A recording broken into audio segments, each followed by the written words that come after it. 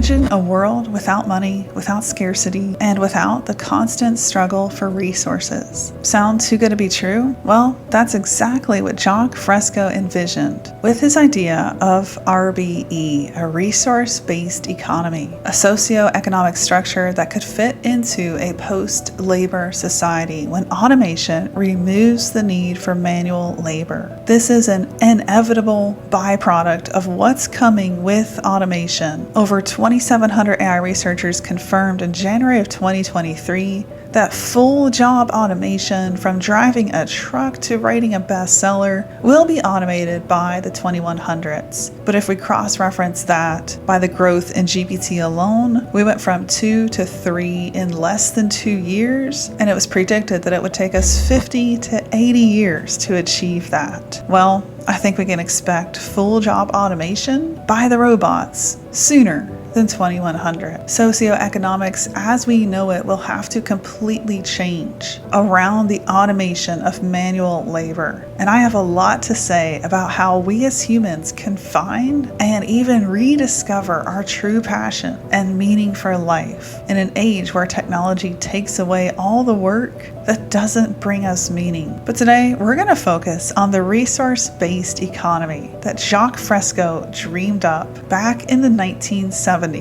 And we're going to talk about the viability of it. Is it robust enough to be a contender for a new civilization in our post-labor economy? As I've studied the resource-based economy and Jacque Fresco's work at the Venus Project, I see an idealistically almost perfect economy. But is it too good to be true? Is it too idealistic? We're going to explore that in today's video. If we haven't met, hi, I'm Julie McCoy, the president of Brandwell.ai, an all-in-one growth engine for serious entrepreneurs that want to build authority, trust, and earn revenue on the internet. Go to Brandwell.ai and get started today with our free 7-day trial to see how we can help you build your website authority and presence. I also have to give a quick shout out to Ewin Racing. They sent me this pretty cool chair that I'm currently sitting in. They engineer gaming chairs that are heavy duty, spill resistant, ergonomic, and comfortable. I really appreciate the Ewin Racing team for sending me this chair. It was super easy to put together, and it's now in my office. All right, so back to the topic. Let's dive deep into the rabbit hole of a resource-based economy. All right, so first of all, let's compare RBE to the other concepts out there that you've probably heard of: UBI, Universal Basic Income, and UHI, Universal High Income. Universal income aims to provide basic needs and reduce poverty. It is an unconditional, universal, standard amount of money given to all citizens. I've been exploring this topic on my channel. I think that as opposed to welfare programs that come with a lot of bureaucracy, that are not unconditional, that are set on a lot of conditions, that could be very stressful for already stressed people to have to go through. Universal basic income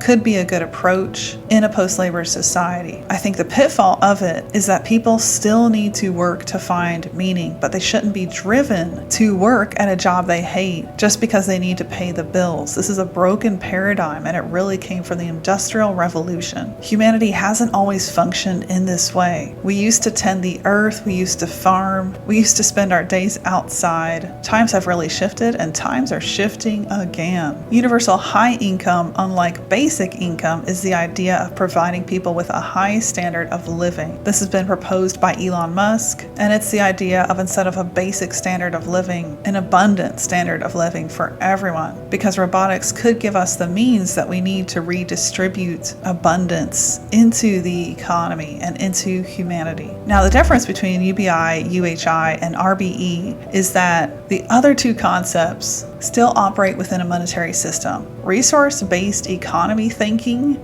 does away with income altogether, and this is pretty radical. Jacque Fresco's idea of a resource-based economy is a complete overhaul of how society works. It's not just income distribution, which, like I said, does have some shortfallings.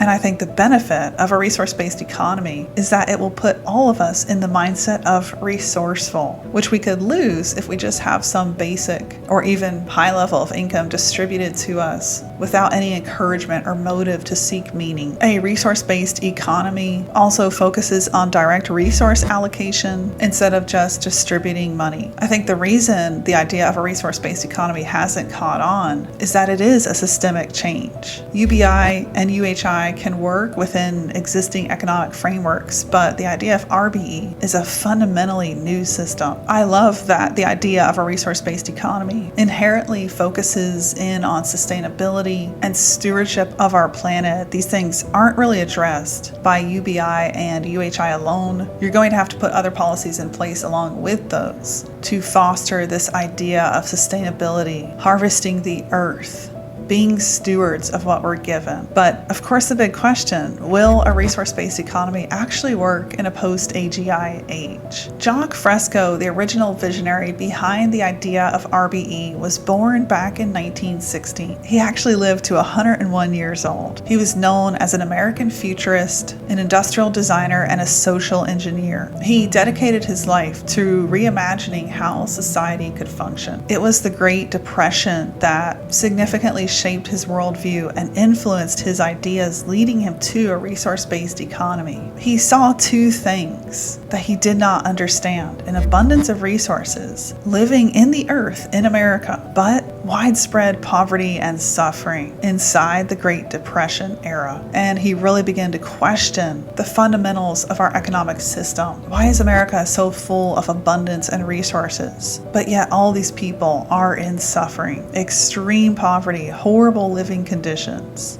It didn't make sense to him. In 1975, Fresco founded the Venus Project, which is an organization dedicated to advancing his ideas about redesigning civilization as we know it. Inside of the Venus Project, he fostered and promoted the idea of a resource-based economy. The Venus Project is this 21-acre center in a pristine area of South Central Florida that almost appears to be untouched. Some of Jacque Fresco's work there include the idea of building homes in the shape of domes, which requires the least amount of material, is very easy to fabricate, and is in the shape of maximum strength and stability. It's constructed of concrete, so we don't have to take down forests to build it. It's insulated, soundproof, it can withstand storms. So the design configuration of these domes was pretty smart. I've read through some of his ebook called Designing the Future, and I believe that Jacque Fresco actually had some amazing ideas for how to rebuild civilization. He believes in this idea of creating an environment of abundance and even emotional security, and that we would be able to eradicate many negative patterns. This is on par with what studies show, that poverty is the problem, and that giving people conditional resources to get out of that poverty, and these conditions can be very restrictive, as seen in the 80+ welfare programs in the US alone. Well, that doesn't really help people get out of poverty. It doesn't give them the freedom, the encouragement, the belief in themselves, and the support they need to really make a better life for themselves. Jacque's idea in a nutshell was to take all the world's resources, the natural resources here on Earth, not money, and make it the common heritage of all of Earth's people.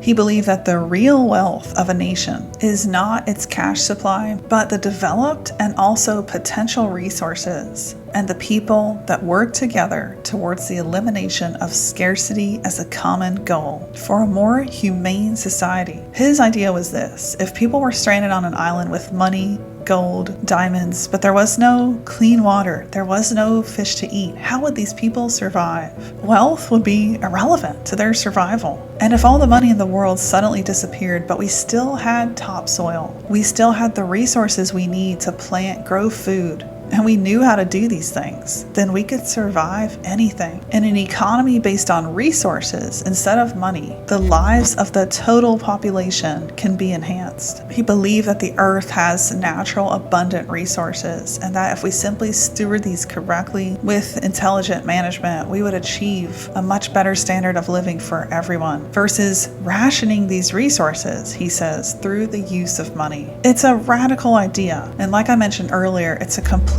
paradigm shift because we have functioned on resources, productivity, outcome associated with income for so long. One of my favorite ideas in the resource-based economy was Jacque's vision for education. He proposed that student performance should be based on competence, and that's how they should be accredited. And their research findings could be applied directly to the social structure of the world to benefit humanity. At its core, a resource-based economy is a system where all goods and services are available without the use of money, credits, barters, or any form of debt or servitude. But how does it work? Instead of money, this system directly distributes resources based on need and availability. In Jacque Fresco's vision, advanced technology and even AI are used to distribute these resources and even manage them appropriately, which is an interesting idea because I believe that AGI will be a far better mathematical thinker, potentially even steward, manager of resources than any human because of its intelligence level. A resource-based economy is a holistic approach.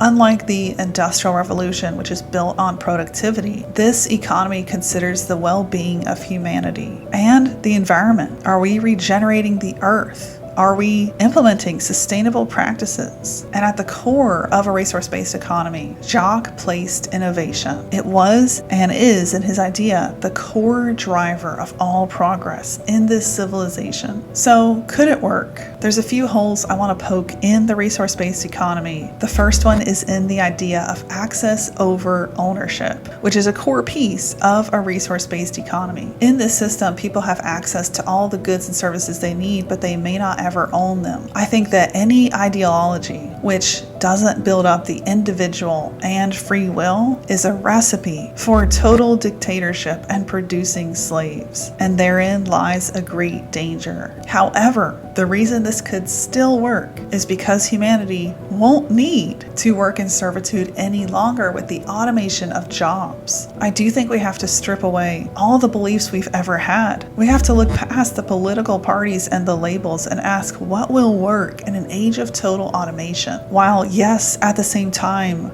trying to avoid giving one political party or one nation, one country that succeeds in uncovering AGI, well, we don't want them to be the dictator of the world. That is a problem we're going to have to work to avoid. We can only avoid that by coming together and aligning AGI from multiple places, lots of bright minds, multiple countries versus one dictatorship. That could go very, very wrong. So I believe there's hope. I still think there's time to align our nations, our countries, our beliefs, but it has to come from multiple directions, and we have to come together on these ideas.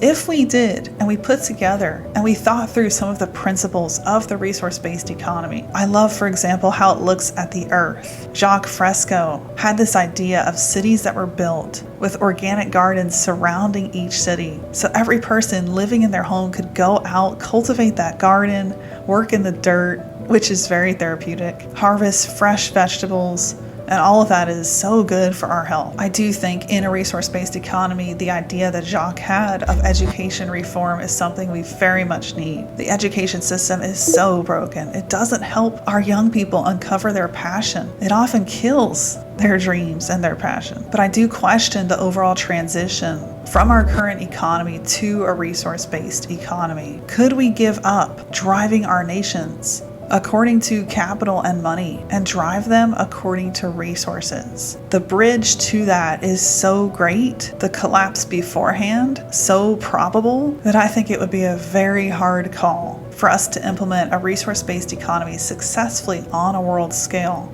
But again, the linchpin to that is the unexpected and total automation of all manual labor. Because of that paradigm shift, I still think that there's hope for a very irrational economy driver like resources instead of capital, because we're going to have to pull out every card, every stop, and we're going to need to explore what works for humanity when there are no jobs. How do we get back to the meaning of life? How do we rediscover our passions? And a resources-led economy is, I believe, a path to help us do that. One of the ideas in this concept was the idea of more leisure time, which I am a fan of. As machines take over more labor, humans should have more time to just be, just exist. based. We don't get enough of that today. I have little kids at home, and I'd much rather sit and build a puzzle with them than chop up vegetables, spend an hour cooking. I can't wait for a humanoid in the kitchen to do that for me. What are your thoughts of a resource-based economy? Is it a utopia? Is it too good to be true? Or is it something that's actually viable for our coming age? I'd love to know in the comments. I'll see you there where we have great discussions. And as always, I'll see you down the next rabbit hole.